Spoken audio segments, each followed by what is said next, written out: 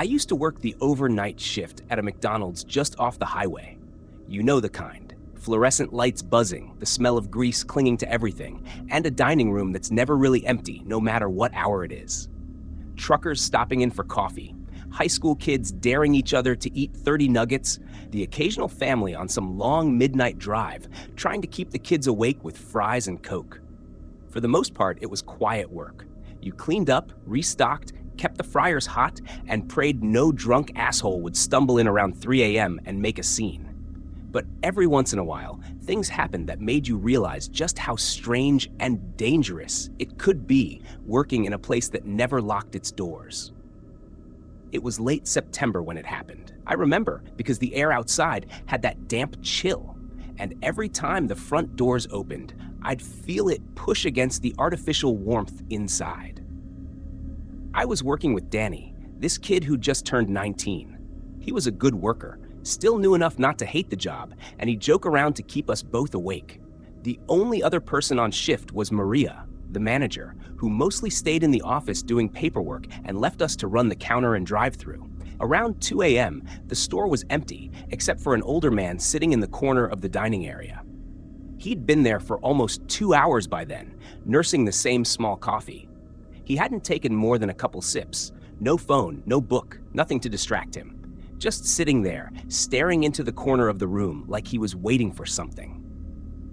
Danny nudged me at one point and whispered, "Dude hasn't moved in forever? Think he's asleep with his eyes open?" I laughed it off, but the truth was, the guy unsettled me. His clothes were dirty, but not in a homeless way, more like he'd been crawling under something, dust and grime worked into the fabric. His hair was thin, slicked back with sweat, and his skin had that sallow look, like he hadn't eaten in days.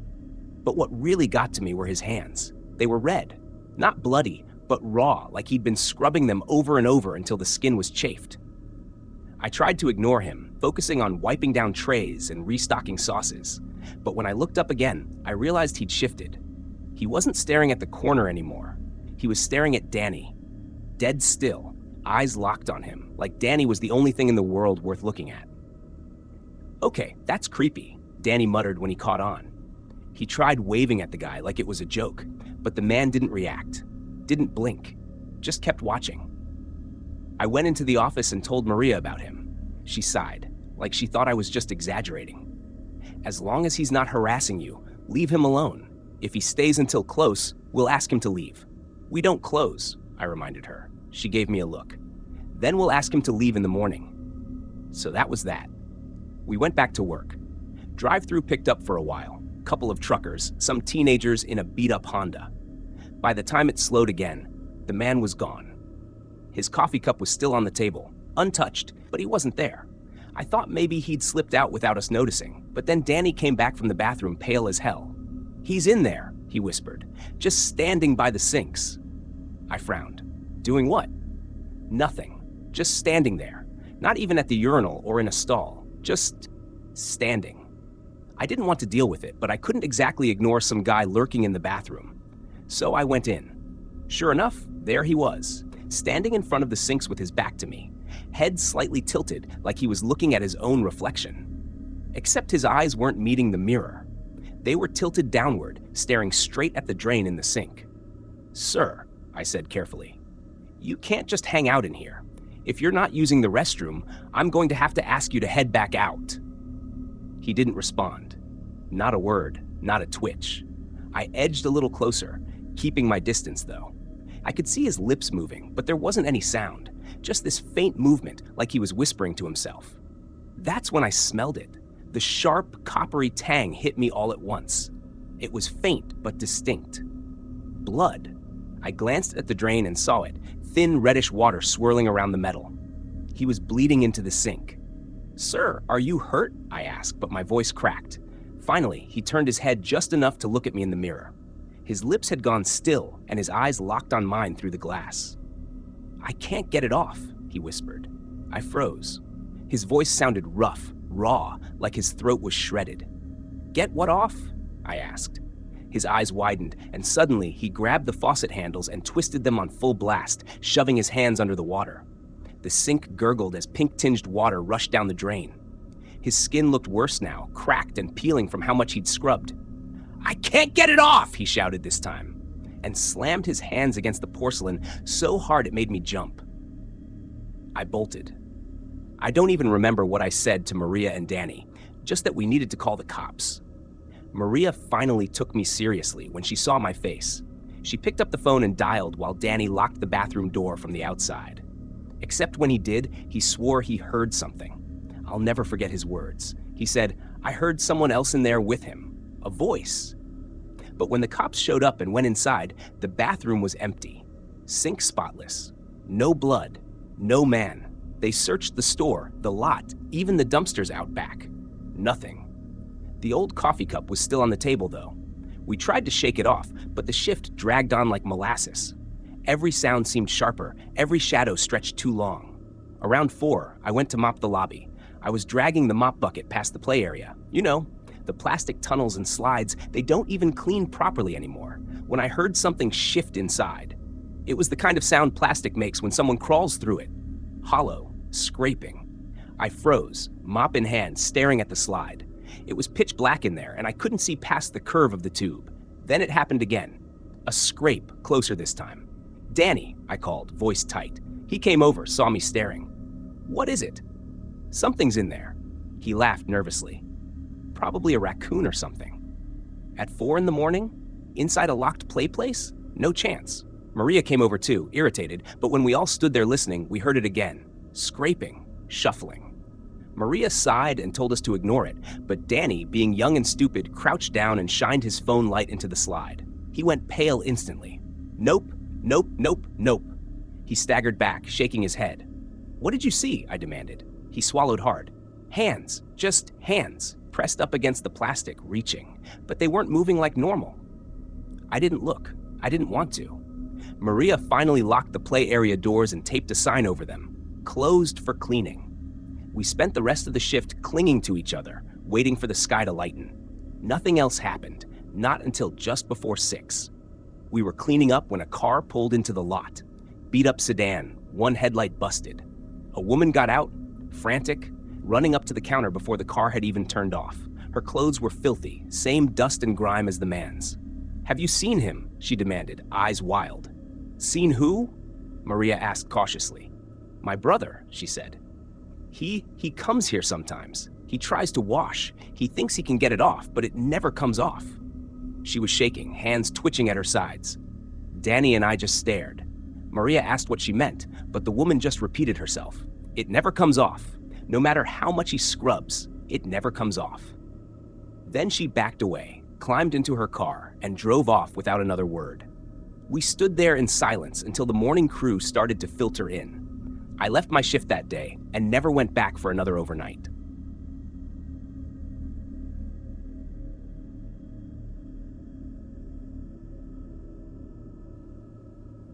I worked at McDonald's for 3 years during college. At first, it was just a way to pay rent and keep the lights on. Grease burns, sticky uniforms, and dealing with people screaming about cold fries, none of that bothered me too much. You build a tolerance for misery when you're behind the counter of a fast food chain. What I couldn't build a tolerance for was my manager, Carl. Carl wasn't the usual type of asshole boss, though he had plenty of that in him. He wasn't the lazy shift leader or the micromanaging corporate guy stereotype. Carl was something else, something worse. He carried himself like a predator, even in a pressed McDonald's polo and name tag. He didn't yell much, but when he did, it wasn't about the job, it was about control. The way he looked at us when he was quiet was scarier than any tantrum. It started with little things I brushed off. If I was in the walk-in cooler grabbing lettuce, I'd turn and find him already inside, standing too close. If I was wiping down the dining room, I'd notice his reflection in the window, watching me. He'd linger in the bathroom doorway when I cleaned it, just standing there like he was making sure I did it right. At first, I chalked it up to him being a controlling boss, but then other employees started quitting. Fast. Within a couple months, our crew was almost entirely new faces. Kids who barely lasted a week, some even walking out mid-shift. I asked one of the girls who'd been around longer, Hannah, if she noticed. Her answer chilled me. "They don't quit," she said quietly while we refilled sauces. "Carl makes them leave." "What do you mean?" She shook her head. Don't ask. Just keep your head down. Do your job. Don't stay late. But of course I didn't listen. One night I was on drive-thru, bored out of my skull, when Carl came up behind me. You're staying late tonight, he said. Not a request. I frowned. I thought I was out at 11. You're staying late, he repeated. We need to deep clean the fryers. He said it so flatly, so matter-of-fact, that I didn't argue. Nobody argued with Carl. When 11 came, everyone clocked out except me and him.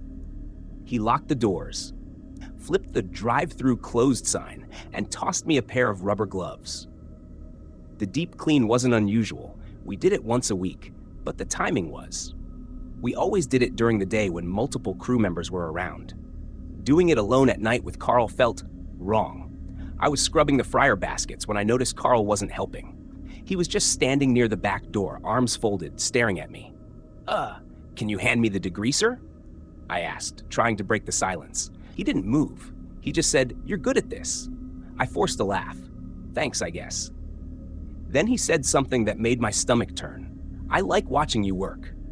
I kept my eyes on the fryer, pretending I didn't hear him. My pulse was pounding, though, and I just wanted to finish fast. The next half hour was tense. He didn't speak again, just paced around the kitchen while I scrubbed.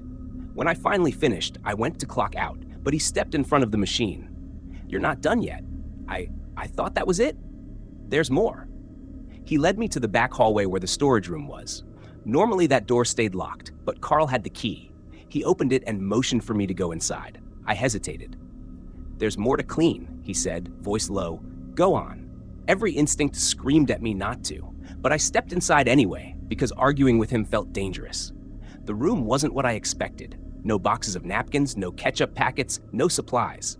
It was empty except for a metal chair in the middle and a mop bucket shoved in the corner.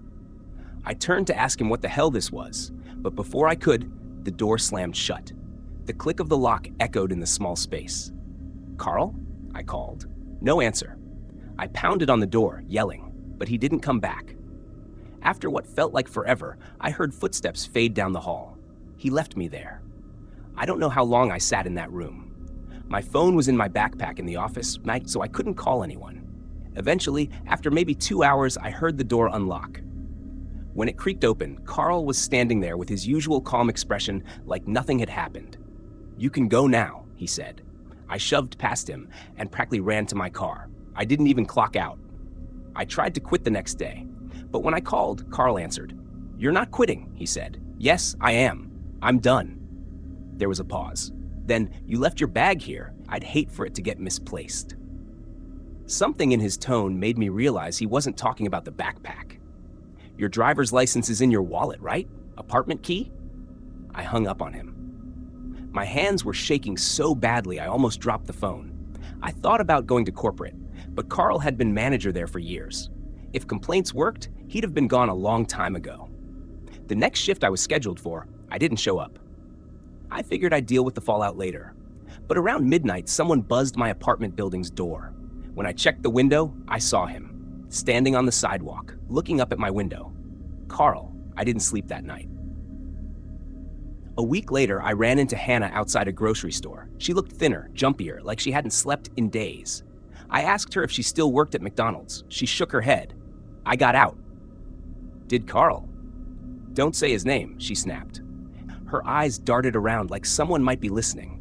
Then, quieter, he likes to keep people. That's what the room's for. I felt cold all over. What do you mean, keep people? But she just walked away, muttering, Don't let him keep you. I wish I could say I never went back, but I did. Curiosity? Stupidity? Some part of me wanted to see if Hannah was telling the truth. One night, I drove to the McDonald's after closing. The place was dark except for the office light. Through the window, I saw Carl sitting at the desk, writing something. I almost left right then. But then I noticed something behind him. The office door was cracked open, just enough for me to see into the back hallway. That storage room door, the one he locked me in, was open. And for the briefest moment, I saw movement inside.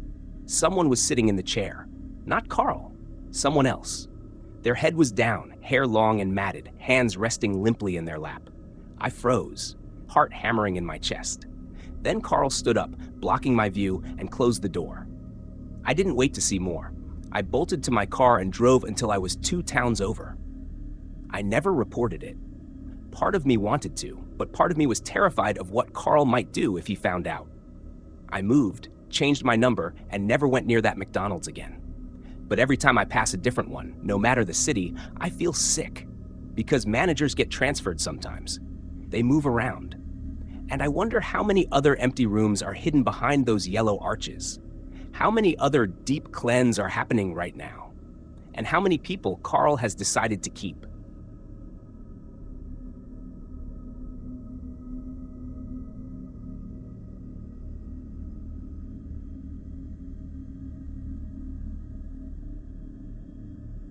Here's a full 2,000-word McDonald's horror story about an angry customer who becomes a stalker and attacker, written in the immersive NOSLEEP style you like. I was 19 when it happened, working the closing shift at McDonald's in my hometown. Most people think the worst thing that can happen on shift is grease burns, screaming kids, or a manager breathing down your neck.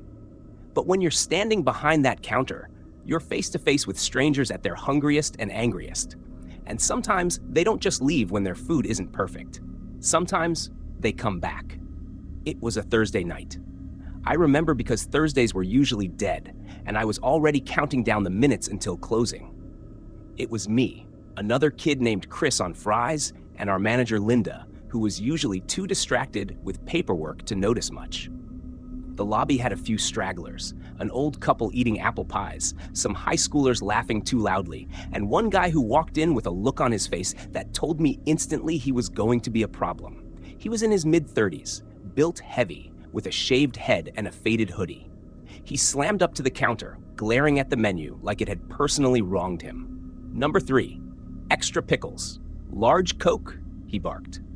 I put it in, gave him the total, and he tossed a crumpled 20 on the counter without looking at me. Fine.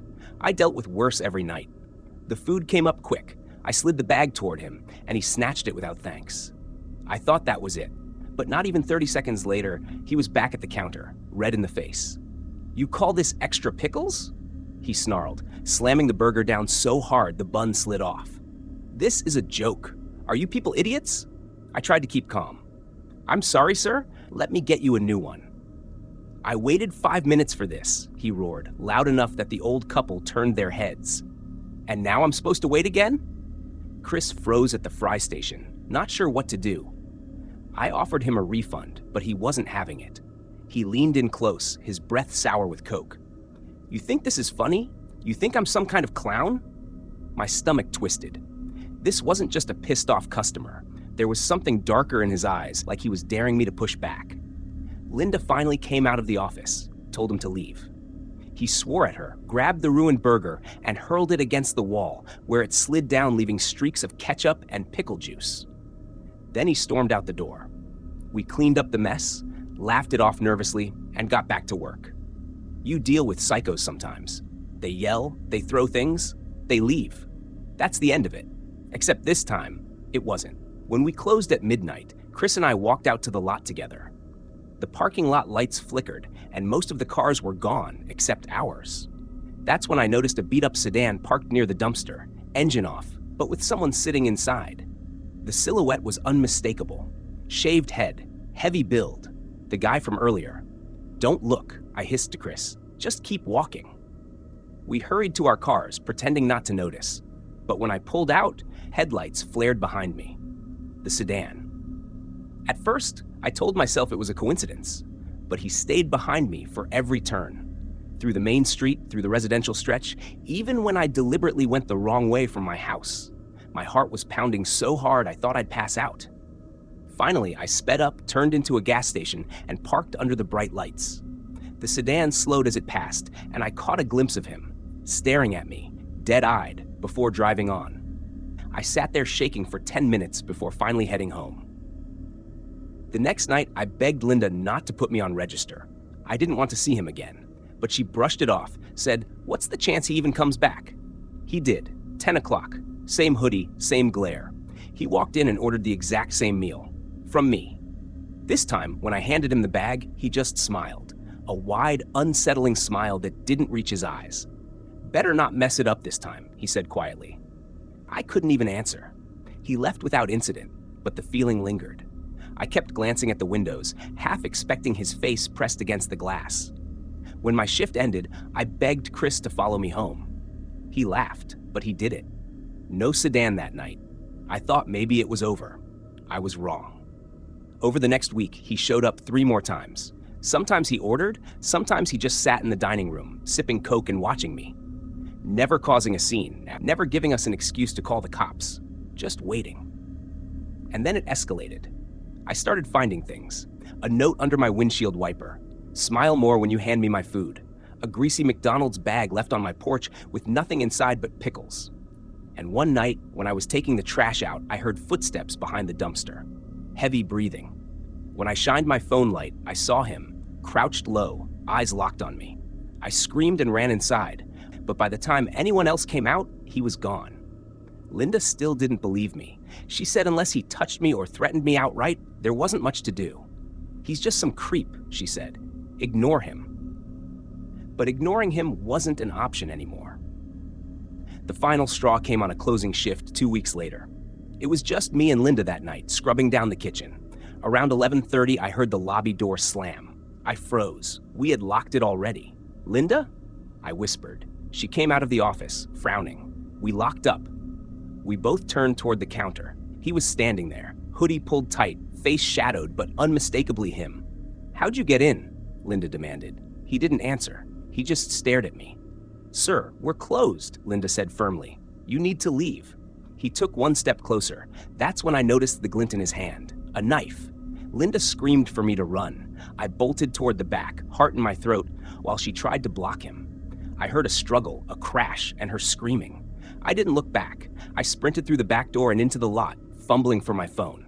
My hands were slick with sweat, almost dropping it as I dialed 911. I hid behind a delivery truck, barely breathing, listening for footsteps.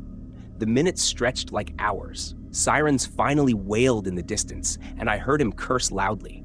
Then, silence. When the cops arrived, they found Linda bleeding on the floor of the office, knife wound in her arm. She survived, thank God. But he was gone, vanished. They never caught him. The sedan was never traced. No ID, no name, no nothing. Just a man who walked in angry one night and decided I was going to be his target. I quit McDonald's the next day. Couldn't even walk past one for months without my skin crawling. Even now, years later, I check parking lots before getting into my car. I double lock my door at night because somewhere out there, he's still driving, still watching. And I know one thing for sure. He didn't want extra pickles. He wanted me. Would you like me to make this story even darker and more disturbing, adding more violent stalking encounters before the final attack? Or keep it in this current, terrifying but grounded lane?